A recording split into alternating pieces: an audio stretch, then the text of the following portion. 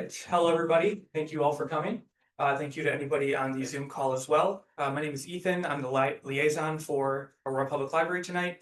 I'm very happy to introduce Adam Kreuzer from Dark Sky International and Barb McKittrick from the Kane County Forest Preserve. They're going to be talking to you guys about how light pollution affects our environment and as well as the many plants and animal species in our environment.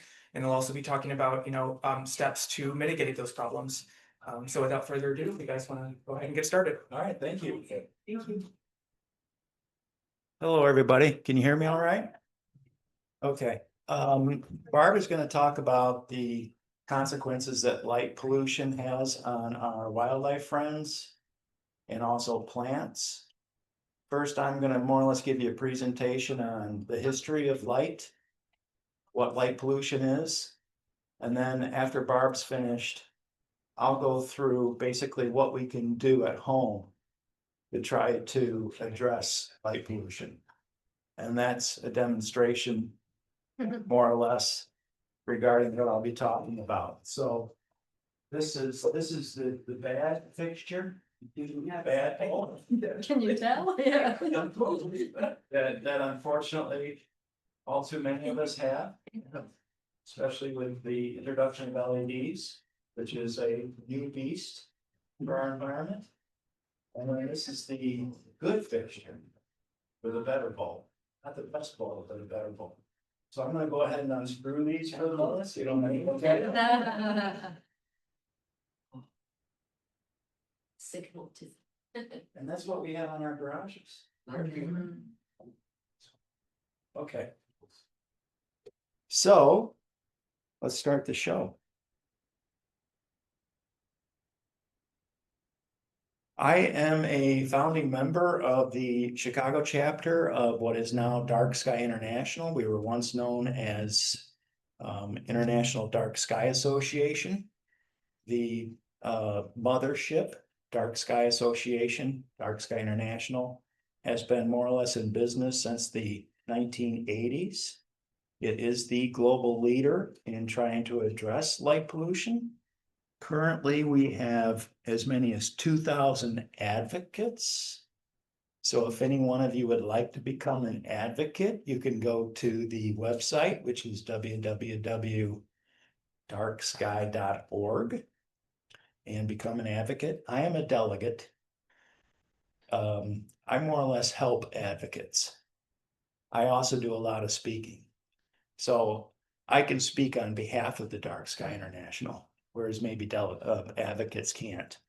Right now, we have a presence in 70 countries, and we have as many as 200 dark sky places, including most of the national parks out west. Dark sky place is a place that's been certified by DSI as being dark sky compliant. And you have to actually go through a couple of years of vetting in order to get that certification. We have the largest urban dark sky park here in Illinois. Has anybody heard of it by chance? It's Palos Preserves. It's part of the Forest Preserve of Cook County. We have an urban dark sky classification.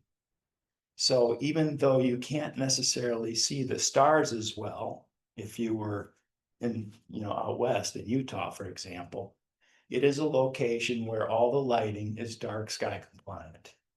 So you don't have the glare, which can affect our ability to see the sky well. So basically what we're going to talk about, or I'm going to talk about, is the 5 principles for responsible outdoor lighting. Is it useful? In other words, do we really need it? The light should be directed only where we need it, which is down. We're not walking in the sky, we're walking on the ground. Light should be no brighter than necessary. That's a lumens measurement, once a watts measurement. LEDs are very bright, very intense, so we want to be especially aware of what we're doing with the brightness levels. Light should only be used when it is useful. So if it is useful, can we maybe put a motion sensor on it or something to that effect to limit its use, maybe a dimmer? And then we want to use a specific type of wavelength with our bulbs. a wavelength that eliminates daylight.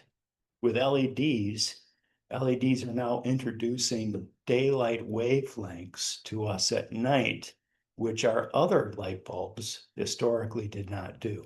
So we're now confronted with day during night, which affects our circadian rhythm, and we'll talk about that a little bit.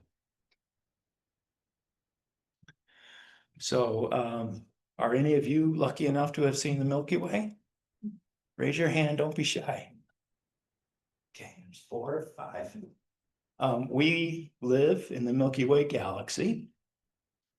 Unfortunately, only about 2 out of 10 people can still see the Milky Way. Now, that's because most of the population lives in urban areas, but still with the 10% annual increase in light pollution, we're becoming more and more urban, even in what has traditionally been a rural area. The Milky Way is one of an estimated 2 trillion galaxies. That's how big our universe is. We're just one galaxy within a universe that has 2 trillion galaxies, which is incredible. Our solar system, which is within the Milky Way galaxy, is one of a confirmed 4,000 solar systems here in the Milky Way galaxy. Some astronomers estimate that we actually have trillions of solar systems here in our galaxy that have not yet been discovered. Anybody want to guess how many stars we can see on a beautiful dark night? From my house, how many stars can I see? Maybe. So let's say we are out in a dark area. So let's say we're lucky enough to be in Nevada, in what might be the darkest location in the United States. How many stars do you think we'd be able to see with our naked eyes, with just our eyes? Anybody want to guess? 10,000. Close. Actually, only about 3,000 to 4,000 of the 5,000 to 6,000 stars that are otherwise available for us to see as we look up. All right, now, who wants to guess how many stars we can actually see here in Aurora, for example, on the best of nights? 4. Sometimes it feels that way, doesn't it? Maybe 15 and 20. Close. About my house. Only about 30 to 40. So even last night, which was pretty dark, I could see quite a few stars last night. Really, when you count it, you're only seeing about 30 to 40 stars on the best of nights. That's how bad light pollution is.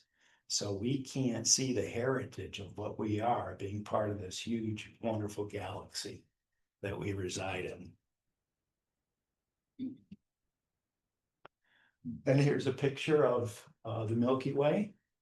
It's not a time-lapse photograph as much, so we don't see a lot of the cloud and color. But if we were to be in Wisconsin or maybe on the lakeshore in Michigan on a nice night, we might be able to see something similar to that. So when we do see the Milky Way at night, we're looking up and we're seeing an arm of the Milky Way that basically extends from east to west, west to east. And then this is more of a time-lapse photograph. So that's an arm of what we live in.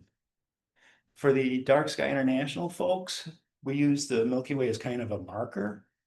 We want to be able to see it again here in Aurora. But it's not all about astronomy. It's not all about the stars. It's also about our health.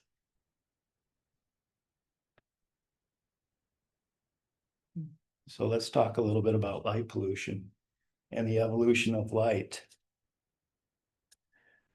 We civilized humans have only been here as civilized humans for about 6,000 to 10,000 years. Humans more generally have been here about 300,000 years. And that's actually 12,000 human generations. So after all those generations, what we have is we have a circadian rhythm. It's part of who we are. It's our physiology. It's only been recently that we've actually started to have light as part of our night. So of course we had the fire, we had candlelight, we had gas, and it's only been in the late 1800s that we started to have what is electric light. LEDs are not actually lights from the perspective of what we've had historically. They're light emitting diodes, so they're a different beast.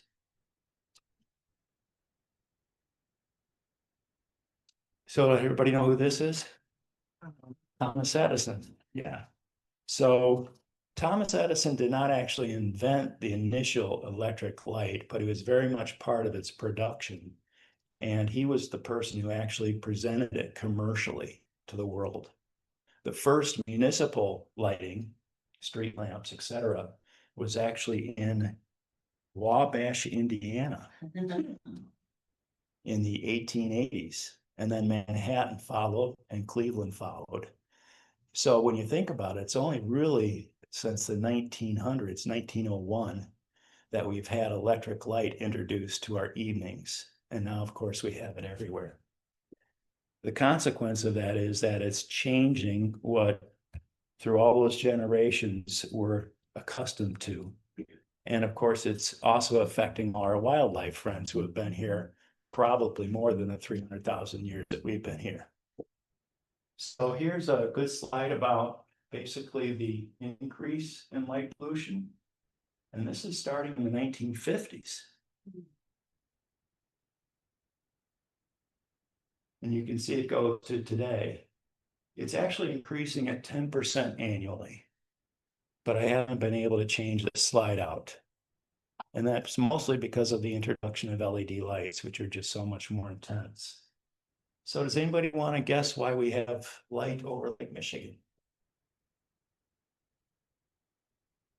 Anybody? We don't really have bulbs on Lake Michigan unless you're out at Beaver Island, which is a dark sky place, by the way. Light travel over the lake? It goes up into the atmosphere from our cities and just explodes across the sky. And that is basically the dome of light that we're encountering every evening, even in the more rural areas. Okay, so the light does not just go up in a linear fashion. Once it gets into the sky and the atmosphere, it basically explodes across the atmosphere because it encounters water molecules and other material that causes it to spread across the sky.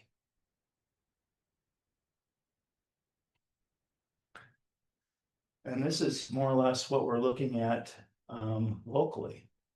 So this is from a light pollution map source on the internet. If you want to look at it, you can find it. And you can see that we're in one of the more light polluted areas here in North America. When I vacation up north, up near Ludington, and it's an area where it's very dark. So just this past couple of weeks, we were in Michigan and we were able to see the Milky Way and some other constellations and probably a good 1,000 stars, but we can't see that here. Very soon. And now we're zooming in our area. So you can see where Aurora is. Yes. All there. So as we get west of here, it does get better. If we go about, let me go back, if we go about maybe an hour and a half out from here, we can actually get to a spot where we should be able to see some stars pretty well.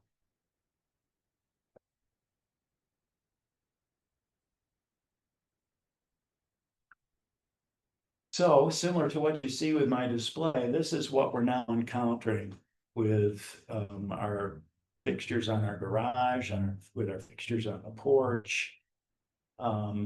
These fixtures might have been present before LEDs were introduced, and LEDs were introduced only during the late 2000s. So when we switched out the old bulbs because of the Tommy heads, because we want to improve energy, LEDs are much more energy efficient. We're unfortunately replacing it with a daylight bulb, and we may not appreciate the consequences of doing that.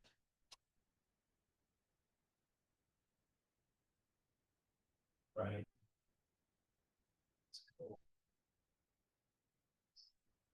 So how many of you have this little guy at your house?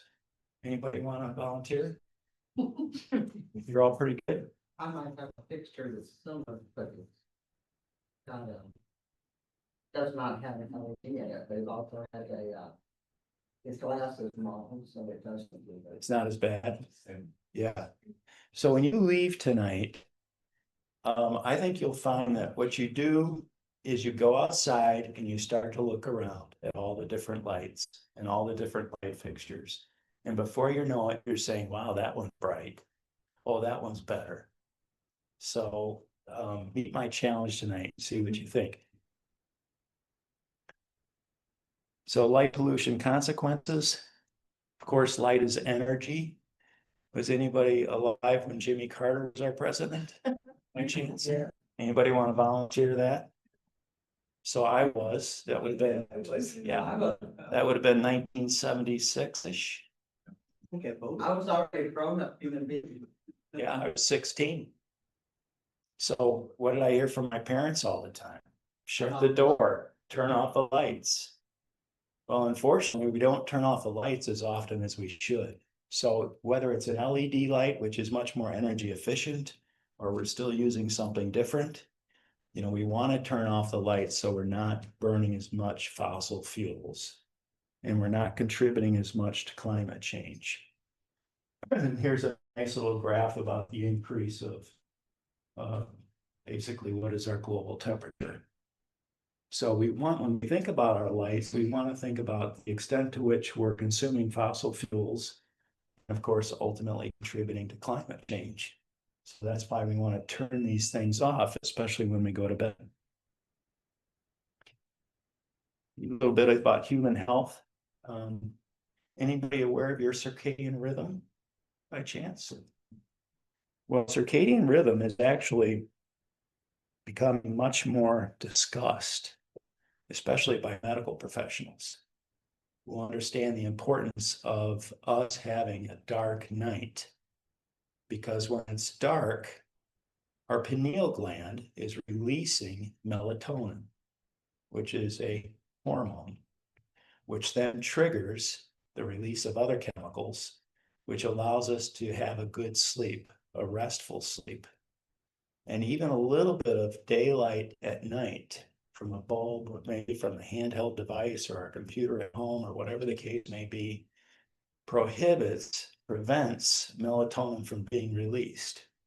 Anybody here take any melatonin supplements? Oh, got a few people. We really shouldn't have to.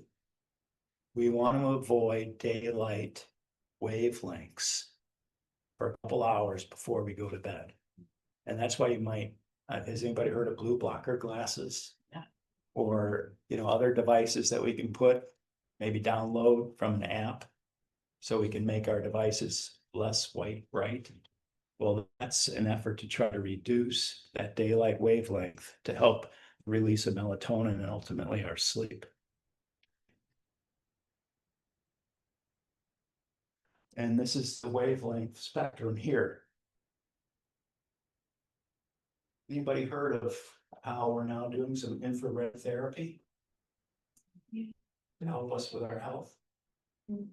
LEDs are efficient because they remove certain wavelengths from the light bulb.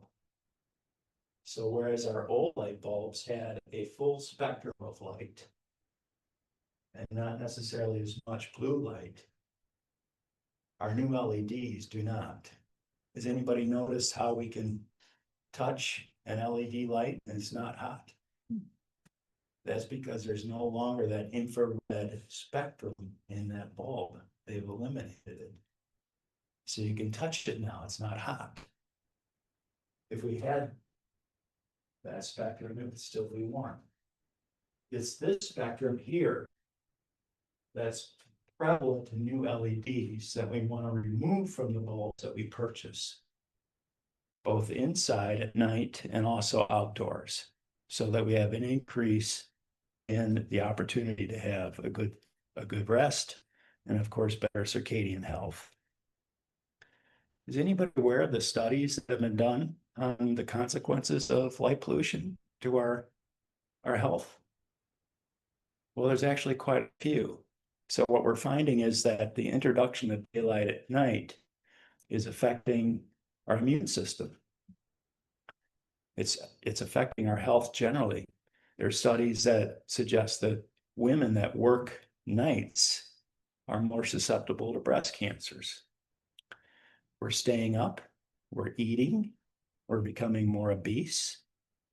And of course, our health then more or less cascades down from there. So a lot of studies recently on the consequences of white blue light at night. Anybody read this book by chance? Really good book, Why We Sleep. It's a little dry, so you might want to read it before you go to bed. Might help you go to sleep, but it talks about the power of a good night's sleep and how much it improves our health generally. So a good book to pick up. And Mr. Walker also addresses the consequences of light pollution in addition to alcohol, for example, on whether we get a good night's rest or not. So now I want to turn it over to Barb because she's got a ton of great things to say about how light pollution affects our wildlife and our plants. Barb? You have a question? Okay, go ahead. So, are there different kinds of LED lights? There's kind that are like daylight lights? Yeah, we're going to talk about that. Oh, I see. Oh, they're not all bad. No, they're not. Okay. Yeah.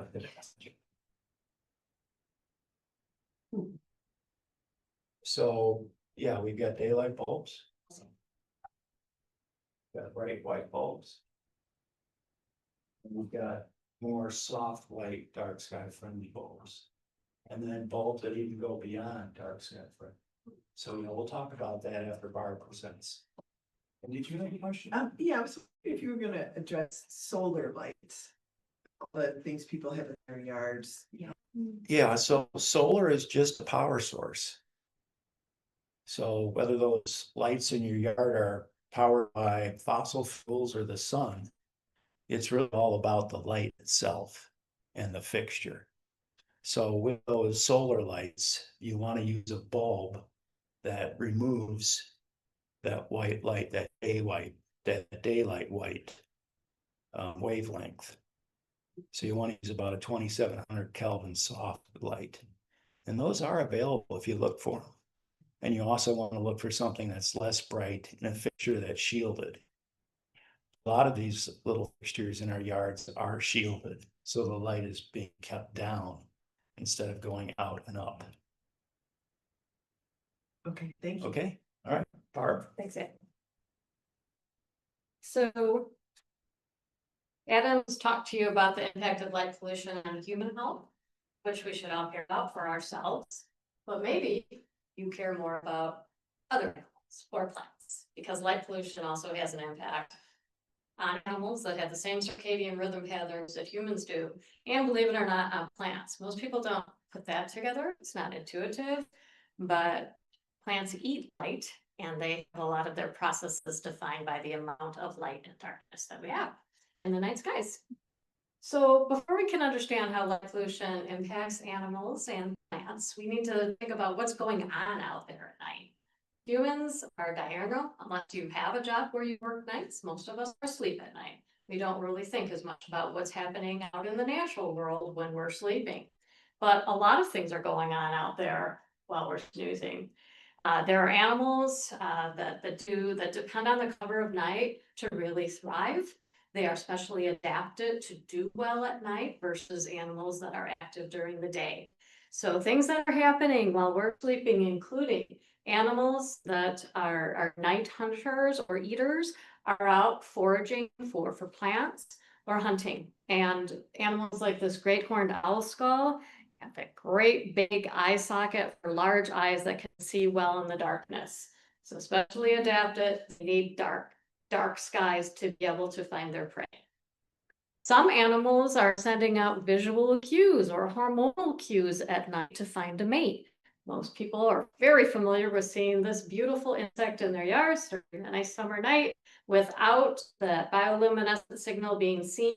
And particularly, each species of firelight has a different color and a different pattern of flashing. If that light can't be seen, if the night is not dark enough, we don't have firefly reproduction. Many flowers, believe it or not, bloom at night. They're specially adapted to do so, and there are insects that have co-evolved with those plants to nectar and pollinate the plants at night. We'll talk about why plants won't perhaps flower at night like they should due to light pollution, but they don't. And when that happens, plant doesn't reproduce because the insects can't go to the plant if it's not open, if the flower is not open. So less blooming of nighttime blooming flowers means less insects and less flowers in the long run. Birds, most of our birds migrate at night. It's cooler at night. We're seeing that already, and there are less predators. So birds use celestial cues to navigate. It's a pretty complex process, and scientists still haven't 100% figured out the science behind migration. But they do know that they use the moon and the stars and magnetic fields to find their way, to warmer areas and areas that have more food in the winter. When we have light pollution, that really throws them off balance. They're looking for the moon, and the moon is obscured by sky glow or by direct shine of these lights, and they can't navigate. They end up tiring out or getting lost and not making a successful migratory journey. So all this going on at night without deep dark skies, it's not going on well.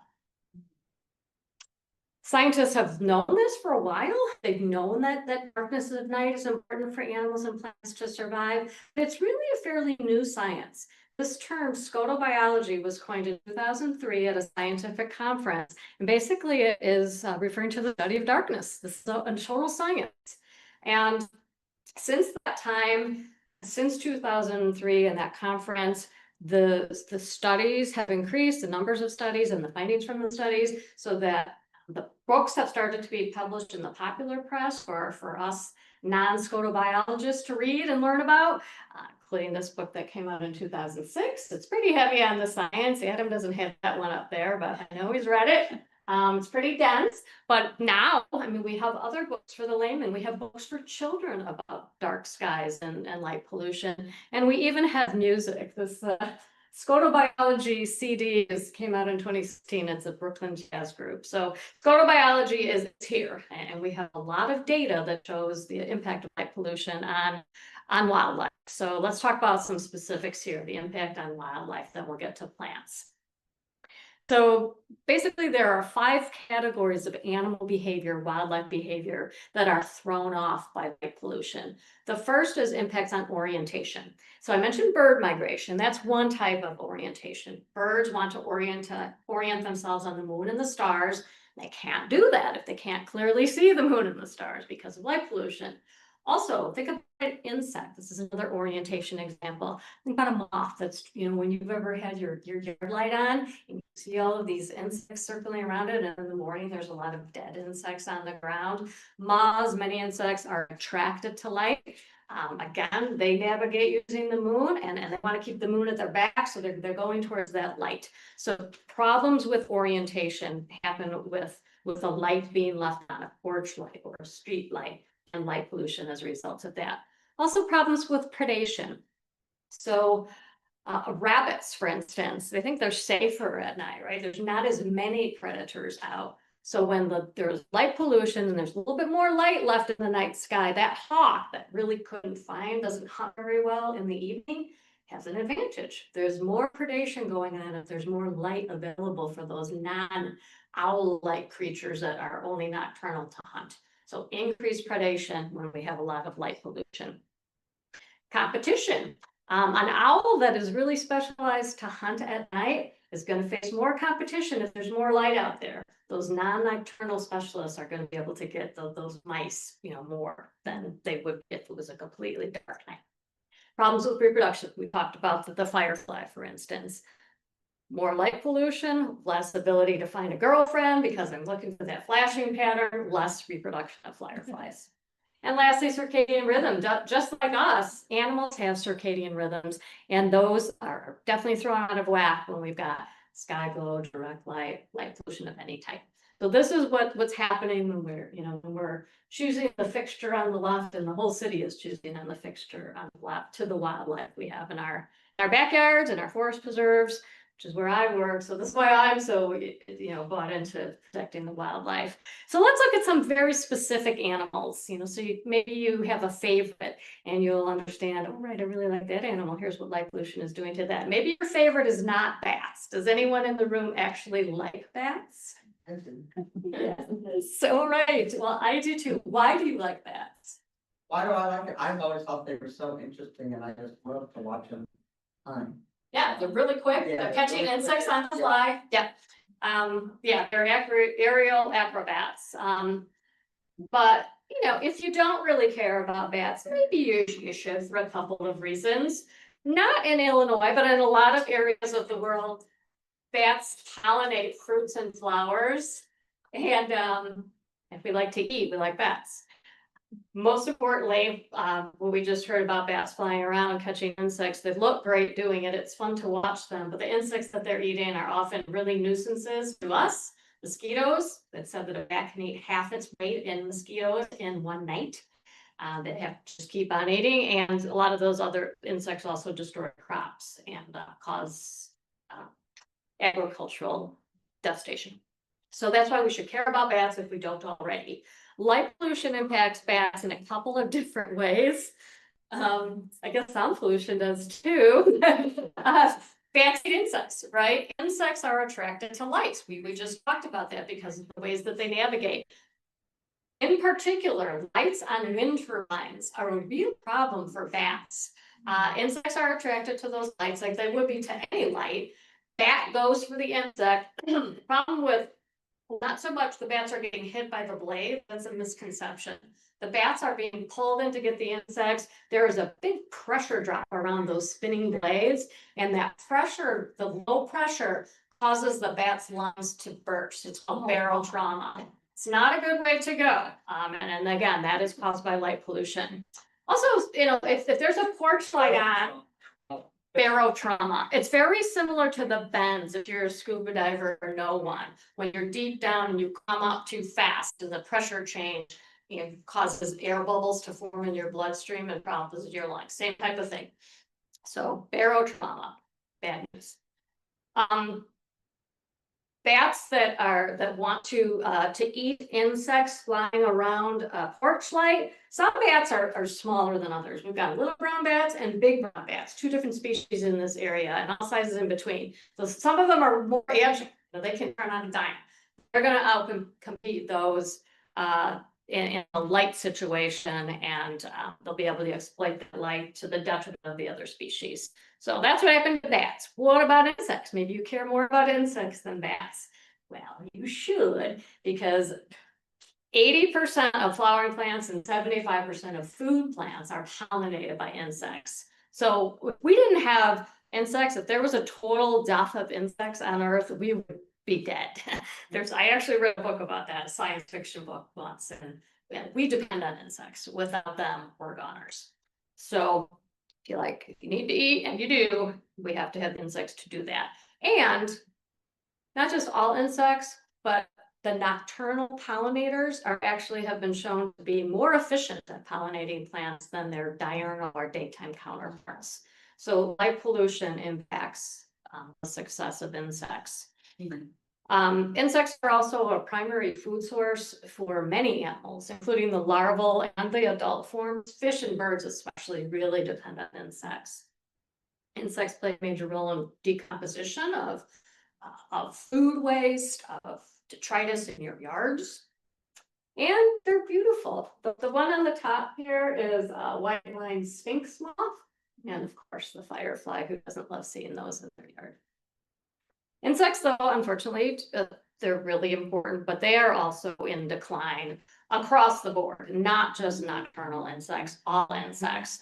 There's a 2017 study published in Germany that measured the biomass. So this is the weight of all insect species over 25 years or 27 years. And they found in 2017, when they completed their study, a 75% decrease in total biomass. This is a huge decrease. It was in Germany, but it's representative of what's going on everywhere. So we are really losing our insects. In 2018, as a result of that report and a couple of others done afterwards, the New York Times came out with the magazine title. So the insect apocalypse is here. You may have heard that term because you hear it quite a bit now, insect apocalypse. That word apocalyptic is, this is the end times. This is a dire situation. And if it continues, it's something to worry about. And tying this back to light pollution, there was a study in 2020 published showing that light pollution is one of the key drivers of the insect apocalypse. So light pollution is impacting insects, as is loss of habitat, chemical pollution, and climate change. It's not just light pollution, but it is playing a part in our loss of insects.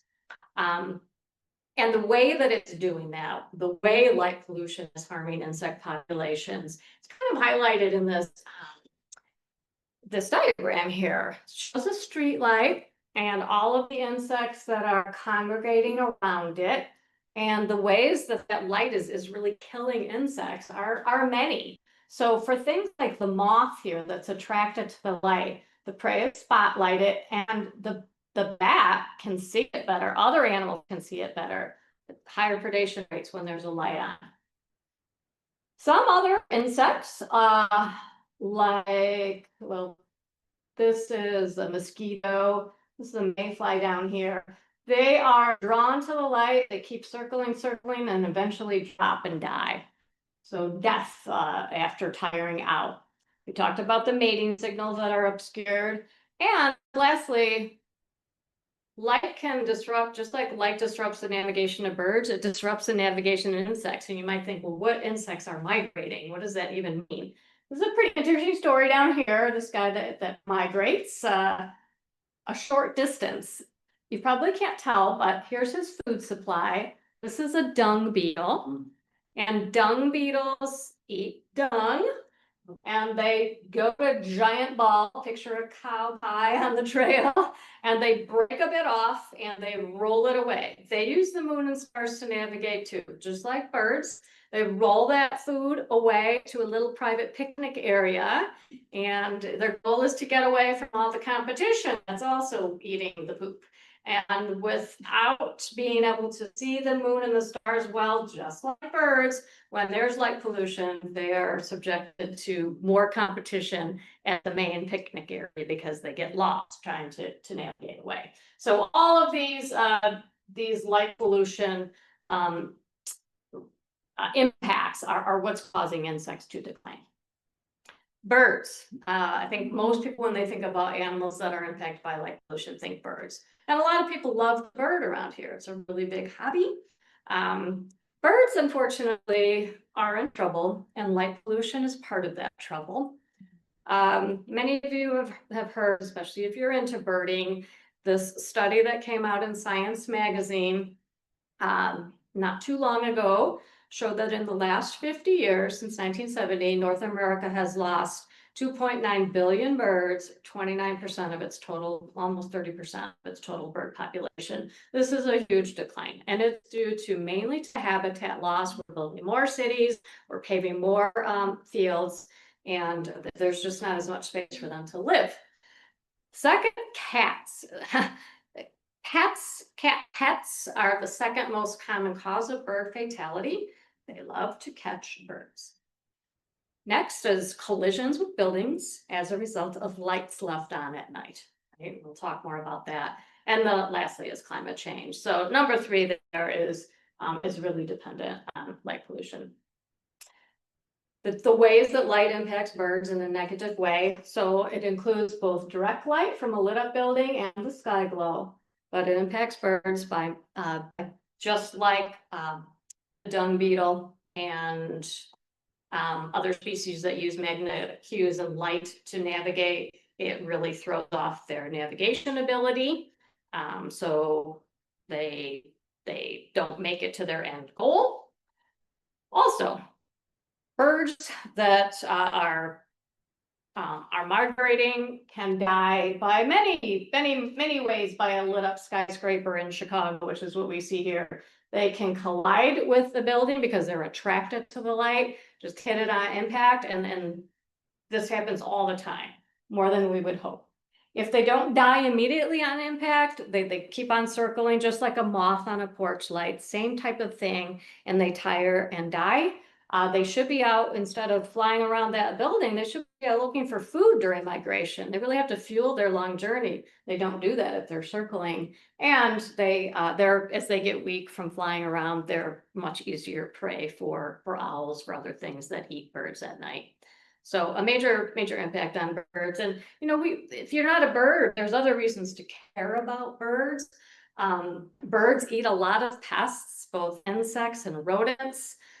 Birds pollinate some foods, and birds are just beautiful. So there's a lot of reasons that we should love birds. How many are we talking about when we're saying this? I said we lost almost 3 billion birds over the course of the last 50 years here in Chicago. And that's because most birds are migratory. So 70% of all songbirds do migrate during the winters usually. And of those, 80% migrate at night. So this means about 50% of all birds are migrating at night. It's a lot. Do those wind turbines also kill a lot of birds? Not as many. They're certainly not in the top 4. A few. Cause I had a friend in Indiana and his family had a farm, and a lot of the farmers were Mhm. they were renting their land for the wind turbines. Mhm. And not only were they doing that, but they actually changed the air circulation for when crops are overwintering. Mhm. So it changes the soil temperature. Mhm. I think that would be a bigger problem than the birds. Quite honestly, I've heard wind towers being a bigger problem for bats than birds because of the barotrauma issue. Yeah. I didn't realize birds migrate at night. Yeah. Most of them do because They it's cooler can't and really see all the, because those blades go so far out. they do. They do. But I think generally they're higher than those towers most of the time when they're in a long migratory. Yeah. They're doing it right now. I mean, birds are starting to migrate. now. Oh, yeah, the fall migration Yeah. is beginning as the temps drop and the I night. don't know how they go. I mean, it depends on the species, like sandhill cranes are gonna be way up there, you can barely see them. Depends on the size of the species. I mean, it is an issue, but it's not in the top issues. Are they migrating less now, the birds? Yes, they are with This- climate change. We feed the geese and they don't ever leave. No. We have pigeons, and I don't think we have a shortage of pigeons. No, and robins used to be the harbinger of spring, but now they don't all leave either, so they're here year round. It's climate change. It's really dangerous to migrate, right? It's a long journey, and if you don't need to do it. If you don't feed the birds mm, or animals, then they tend to do what they do more organically or naturally. mhm, It's when you interrupt that cycle by mhm. Yeah, and anyways, by feeding them, by leaving your lights on, the hand of man can mess things up. It's all connected. Yeah. Yes, even some of the tropical species that we thought would never stop migrating, like great blue heron, egrets, they're not even all leaving anymore. It's warmer here in the winter. The winters are shorter, so I think we're going to start to see even more species staying versus leaving in the fall. But the ones that are migrating now, the 50%, are migrating along flyways, and that's what this map is showing, the different flyways. So they tend to take the same patterns, and a lot of it is along waterways because they can see those from on high, including the one that we live on, the Mississippi Flyway. So they navigate around, along using celestial cues at night, light reflecting off of the water, and magnetic cues. So the Mississippi Flyway is one of the biggest, one of the busiest highways at night. And, here we are right in the middle of that Mississippi Flyway. So we've got a lot of birds passing through, millions of birds passing through in the fall and in the spring migrations. Unfortunately, Chicago has, and I'm talking Chicagoland area, has the unenviable position of being #1 in North America for bird deaths during each of the migrations, because we've got so many birds passing through. Chicago is a big city with a lot of tall lit up buildings, Yeah. so it's deadly for birds. McCormick Place alone, so that. Thank you for that. Oh, I couldn't have been any better. McCormick Place is famous for the amount of birds, because it sits right on the lake, and it's on the edge of the lake as the birds are coming south, and it's well lit in the convention center, and it's got a lot of windows. So yes, there are a lot of birds deaths at McCormick Place specifically. This is a scene of birds collected at the base of McCormick Place in one night in 2023. It was a bad night. And this is all species of birds. McCormick Place has really all of the buildings in Chicago. We have a group of volunteers that go out and collect these birds on a daily basis at like 4 a.m.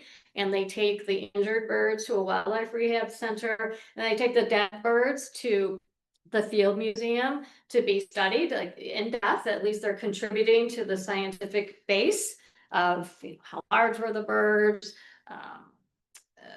did they have any diseases, so that some of that data can be useful.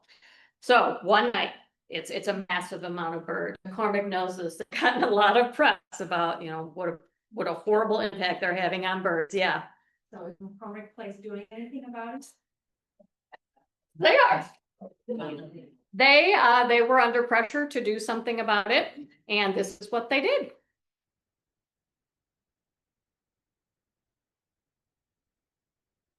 It's a very short video.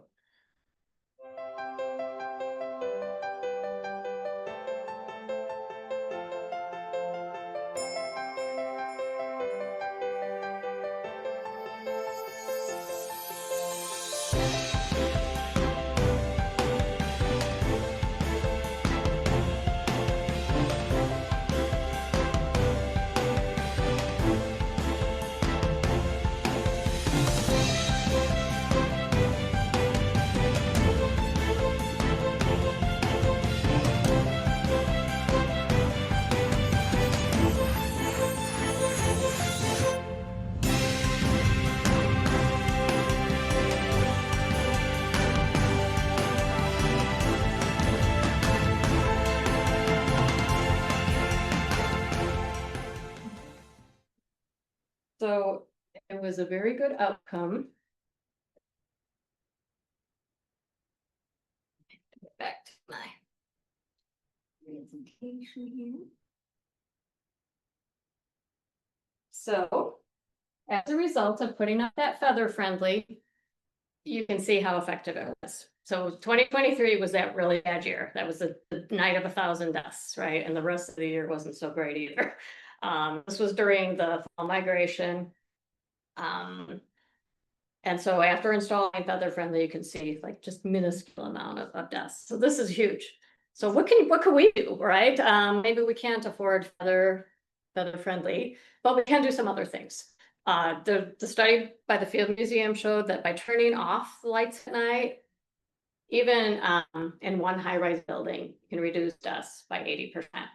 And that Chicago Bird Monitors is the group that I told you about. If you feel like, really ramping up and volunteering, they're the ones who go out to the buildings at 4 a.m. and collect the birds. So there's other things that you can do besides, but certainly feather friendly is a good option as well. And last thing, I'm going to finish up with just a minute or two about how light pollution impacts plants. Most people really don't think about this, but plants are light dependent. We all know that plants photosynthesize, and they release oxygen that helps us to breathe. So they have a really important role. They're at the bottom of the food chain. Even, if you're not a vegetarian and you're a meat eater, the animals eat the plants. So, to eat, we need plants. But plants really regulate their cues. They have a circadian rhythm too. They depend on the timing and the intensity and the wavelength of light to regulate all of their processes. And so it's not just daylight that's important to them, it's the amount of daylight and the amount of darkness, right? A day is composed of both. Plants do use light for energy through photosynthesis, but they also do rely on the length of day and night to regulate a lot of their processes. And some of those psychological, physiological processes that they regulate are phenology. And this refers to timing of things across the season. So when do buds burst? When do leaves come out? When do leaves fall? When do plants flower? This is all dependent on the length of the day and the night. The form of the plant is going to be really tall because the upper branches need to get above the canopy or not. And how does the plant allocate its resources? These are all going to be dependent on light and dark. The real big impact to plant plentifulness is the length of light and dark on plant reproduction or flowering. Because the whole purpose of a flower, right, is to be pollinated so that it can produce seed. And seed goes on to make more plants. In most cases, there's other big plants reproduce too. But in general, plants are classified into 3 groups. Those that need short days to flower, and that's what we have on the left here. And these are going to be plants that flower in the spring and the fall, when the days are short and the nights are long, like mums that flower in the fall. Then there's a second group of flowers that are long day flowering plants or short night. And these are typically the ones that bloom in the summer. So irises, like it shows here, most of our vegetables. There's a third group too that's pretty neutral that will bloom in either period. But most plants fall into one of these categories, either short day or long day. So a lot of experiments have been done looking at, well, what happens if we mess up the night? What does that do to plants flowering if we have light pollution or flashes of light during what should be a totally dark night?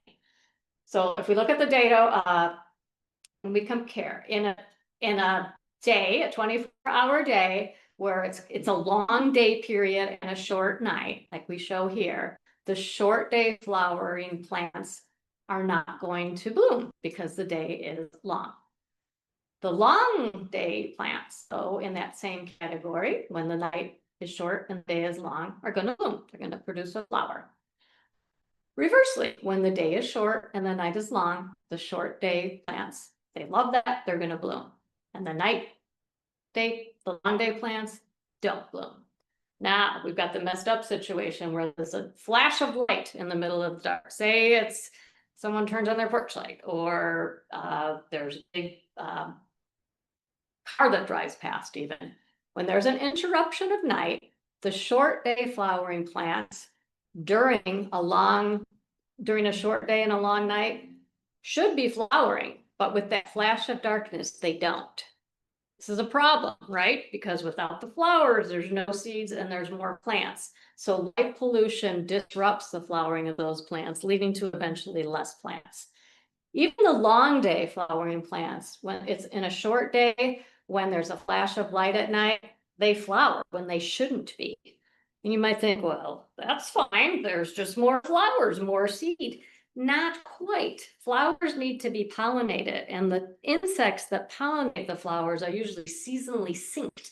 So if a flower is wasting all of its resource, a plant is wasting its resource flowering at the wrong time, the insect that pollinates it may not be around.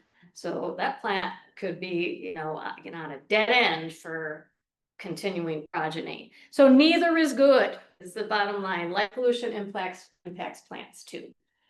So it's that uninterrupted period of darkness that's really important and determines flowering. And with light pollution, we don't have it. So all this great stuff going on at night, there is magic happening at night with us, with plants, with wildlife. And Adam has that book up there. It's a really enjoyable read about impact of light pollution on different species and all the wonderful things that you see out there in the natural areas at night. And now Adam's going to finish up with how we can make a difference and talk about the different lives that you had questions about. Thank you, Barb. It's always good to present with Barb. We try to do it about once a year, and to have somebody who knows wildlife as well as she does. It's a tremendous opportunity for you to hear about these subjects better than I can more or less present on them. I think what you heard from Barb is consistent with what I said initially, and that is that through all these hundreds of thousands of years and all these generations, not just human generations, but plant generations, wildlife generations, we've developed a physiology that's dependent on day and night and certain wavelengths at certain periods of time. And the introduction of these wavelengths at night is disrupting what has historically been our planet, our environment. So whether it's a plant and when a pollinator is available to that plant, or whether it's an insect who's dependent on being able to navigate well, all right, there are just so many consequences to changing what we've historically had here for so many centuries. Animals don't have the benefit of GPS. So you might remember that mariners more or less navigated from the stars. At one point in time, we didn't have a compass. We didn't have GPS. Our animals and our plants don't have the technology, the knowledge to adapt to light pollution in the manner that we have. They're completely helpless. So we need to help them when we think about light pollution. Maybe more than how it personally affects us. So how can we make a difference? Now, I know a lot of people are concerned about safety, but more light at night is not necessarily more safe. It's better, more responsible light at night that provides us with more safety. And studies are now, of course, showing as much. So how many people here, let's talk about the real consequence of safety with respect to our newer light bulbs. How many here have noticed that the headlamps on cars are so much whiter and brighter? Raise your hand, I please. actually like it because when it's tough to see when you're in an area without any light, it just makes a big difference, because I've had both styles of light and, Yeah. you know, it's more energy efficient too. Yeah. It's blinding. I think it's blinding, and actually the LEDs are so much more directional. So I don't know if you've noticed, but with your lamps on your headlight, if you're driving, you'll go with those headlamps, you've got a really stiff demarcation between what it's lighting and what it's not lighting. And I find that difficult. The old light bulbs that we had were much more diffuse in the way in which the light would be emitted from that bulb. But regardless, the example is that we're being confronted with glare, so that when we have the headlamp in our eyes, I'm turning away. I can't look at that headlamp because it's blinding me. All right, I can't see the pedestrian on the corner. I can't see the dog, the animal, or anything else. It's affecting my vision that dramatically. Well, that's pretty much what glare does for us with respect to security, because that glare is causing our pupils to constrict and we're not seeing as well as we otherwise would during night. Our eyes have cones and rods. At night, our rods come into play. We may see less color. Sometimes all we see are grays, shades of gray. All right, but we also have better peripheral vision. If we allow our eyes to adapt 20, 30, 40 minutes in natural darkness, you will find that you can see pretty well outdoors without the benefit of any light, maybe with the exception of the moon. So it's glare that's causing us to have poor vision at night, and we don't see the criminal as well. So if you look at this example, and this was taken in Glen Ellen by my friend, you can't see the criminal to the right of the garage because that light that's coming into your eyes is affecting your pupils and what you can see and not see. But when Ken put his hand over the light source and allowed the camera to adapt, you could see the criminal. Yours truly. Okay, so if do that in your own backyard and you'll see the effect of glare. So when we think about security, we want to know where we need that light, how we're keeping it on the ground, how bright is it, etc., so that we have a better ability to see the criminal at the garage when we're up at 2 o'clock, curious about what's going on outside. Okay, and I don't think too many of us are. So let's talk about what we can do with respect to fixtures. This is the best. We want to bring that light down. We want to keep it on the ground. We don't need it in our eyes, and we certainly don't need it in the sky. And that's what this is. It's a fully shielded fixture. These are common. You can buy them anywhere and everywhere. And on the Dark Sky International website, you can go to the page that actually shows commercially available dark sky approved fixtures. There are hundreds of them. And you can order from the Dark Sky website that fixture and it'll be delivered directly. It'll be delivered directly to your house. So a lot of choices, both residentially and commercially. And here's a good example. This is at the Menards near my home. So you can see that you got plenty of choices. Now we're looking up at the fixtures, but basically we want to look for these gooseneck kind of fixtures. Okay, but again, shield that light down. This one costing $30. So I put this fixture outside of my own house. So all of my 6 outdoor fixtures now are similar to this. And anybody that comes over to my house can see, as well as anybody who is otherwise polluted in the sky, but that they're not confronted with glare. They can see the sidewalk. They can all get to and from my house safely. And the cost is the same regardless. So let's talk a little bit about Kelvin. Again, you might remember we talked about wavelengths. We want to stay in this warm white wavelength. Basically, this is what we had with our old bulbs. Even our old bulbs, I don't know if you noticed, were more yellow, generally speaking. Well, now with LEDs, we're being introduced to daylight at night. So we want to look for 2,700 or less Kelvin for light bulbs. And here's another good example. We want to stay in this range here as compared to this range here with what we use outdoors. It removes the blue-white daylight wavelength. And with our bulbs, we want to be aware of brightness. So you might know 40 watts, for example. 40 watts would be a less bright bulb. So traditionally, when we go to the hardware store, if we want something that's less bright, we would look for 40 watts. If we want something that's more bright, we're going to look for something more like 120 watts or something to that effect. Well, what you see with LEDs is that in order to get what was traditionally a 40-watt bulb, okay, you don't need many watts to power that bulb. So with LEDs, it's only a 6 to 9 watt equivalent from the old traditional 40 watt.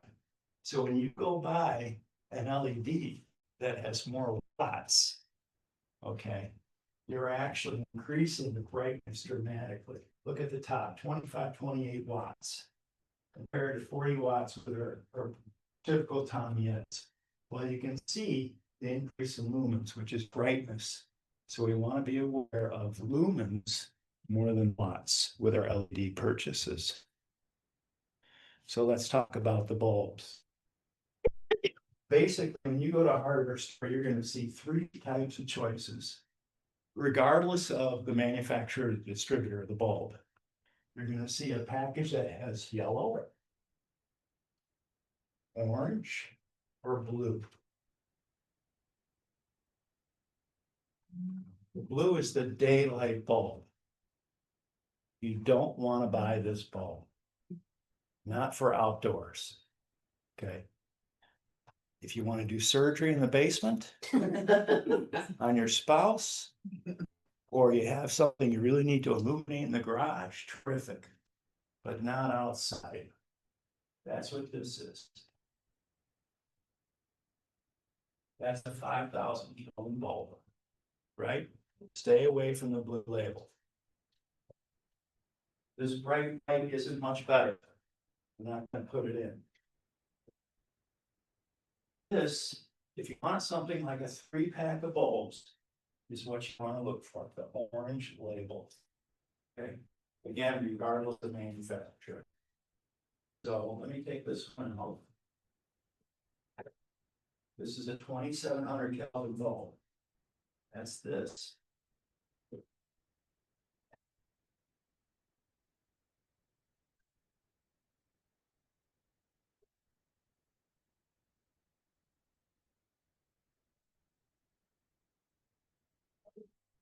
Right, it's got that morning amber color because it's removing the white daylight wavelength from the LED diode. All right, it's also less bright. Okay, so whether you got a fully shielded fixture or a fixture that's not shielded, the light bulb that you use can make a dramatic difference. Okay, not all of us want to change out all the fixtures. Any other question? I said, that's plenty bright. Plenty bright. I mean, that's Right. bright enough. Yeah, so that is this. It's a soft white bulb, removes the blue-white wavelength, and it's also as less bright as you're gonna find in these 3 packs of bulbs that you'll purchase at the hardware store. Lumens. It's 460 lumens. That's less bright. So if we go back to that lumen chart. Okay. You'll see that 450 lumens is at the bottom insofar as the brightness level. So think about lumens, and lumens will be on the box. It'll say lumens. All these boxes have menu boxes. And then the better bulb, which is more expensive, and you usually can only purchase them in a single package, 1 bulb per package, is this bulb. It actually kind of looks like that Thomas Edison bulb that we saw Mr. Edison holding. It's very decorative. So you might see these a lot in a tavern, for example, or a restaurant, where you want to go and you want to be in a comfortable situation. Who wants to go to a restaurant where you've got the bright white lights in your eyes? You want to be comfortable. We want to be comfortable outside.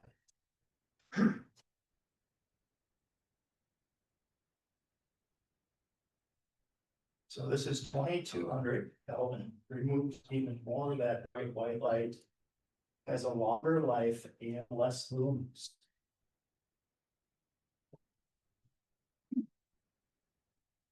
And that's still more than enough, isn't it? Really? For outdoor use? Pardon? How many lumens is This that? lumens on this box is 250. Wow. Pretty good. Yeah, Am I really clear instead of the frosted? you can get both in a clear and more frosted But it form. puts more light out, I think, instead of frosted.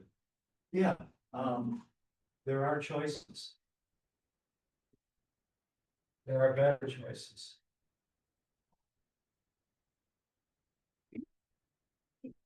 Yeah. That's what I have at my house. I have nothing but the 2200 Kelvin with the less lumens at my house. And when I go to bed at 10 o'clock, I turn all the lights off. Now, I'm lucky enough to live in Glen Ellen, a pretty secure area. But I'm not up at midnight looking outside to see who's wandering around my backyard. I'm sleeping, right? Because my melatonin's being released. Good restful sleep. Okay. So how many of us are really out looking to see what's going on anyway? That's why we have security cameras. That's why we might have alarms and things of that nature. But the light on at night isn't necessarily helping us. It's hurting us, and it's hurting our wildlife friends. So, think about the better light when you put that new bulb in the fixture. And of course, our best option is to turn it off. Maybe you leave 1 light on at night, okay? Maybe on the stoop. But otherwise, think twice about what you're leaving on at night. And basically, that's what we'd like to have at our homes. Okay, dark sky friendly at the bottom, not dark sky friendly at the top. I get advertising all the time from landscaping companies who want me to light up my house at night, shine lights up into my trees. Okay, they think it's very ornamental. Well, maybe it is at times. But again, how many people are out at 11 o'clock or 12 o'clock looking at my beautiful house? As compared to the robin who has to survive with her fledglings in the nest that we're lighting up at night. Vanity lighting is all the rage right now. It's horrible. So because every day needs a night. And there we go. So thank you. So Barb, I don't know if you want to come up, but do any of you have any questions? Do you mind putting that other slide up? I wanted to get a photo. of Which the one? Preceding one, the one, Every day needs a night? yeah. Sure. That is good. Yeah, we really do. And fortunately, people I think are becoming a little bit more aware of the need to have better and more responsible outdoor lighting. We now have a state statute that requires that all state parks, all properties managed by the Department of Natural Resources be dark sky compliant, effective as of January of this year. Forest Preserve of Kane County signed a resolution to be dark sky friendly. We have quite a few forest preserves that have signed similar resolutions. Communities are preparing and enforcing ordinances on better lighting. So it's getting out there. And if you want to be an advocate, you can actually kind of help that process by approaching villages or what have you. Okay, What I questions? was gonna ask is, have you had a good reception from municipalities? Because I know the lights in my neighborhood are the ones that are like that. Yeah. And they thought those were great, 20 years ago. They paid big money to have those special lights put in. Yeah, so the answer to your question is yes and no. I approached Batavia not too long ago, and they looked at me with crossed arms and they just did not want to hear what I had to say. Okay. But there are other communities that are very receptive. So the community where I live, for example, in Glen Ellen, the park district signed a proclamation, a resolution to be dark sky friendly, and they're actually doing that. They're walking the walk, they're talking the talk. So with all their new buildings, including the new maintenance garage that they just constructed, it's all dark sky approved lighting. It's all dark sky compliant. And they have those lights on timers so that they turn off at 10 o'clock. All right, and with our new park in Glen Ellen, we're gonna have dark sky friendly lighting. So you can make a difference by trying to approach people. And once you educate them and they know the consequences of lighting and that they can do better with the lighting that they choose, I find that for the most part, they're pretty receptive. Well, even if they don't retroactively change those lights, they move forward using better lighting systems going forward, that in itself will help. Right, absolutely. Well, this was great. Thank you. Any other questions? Well, thanks, everybody. Thanks for coming. I mean, We appreciate it. Yeah.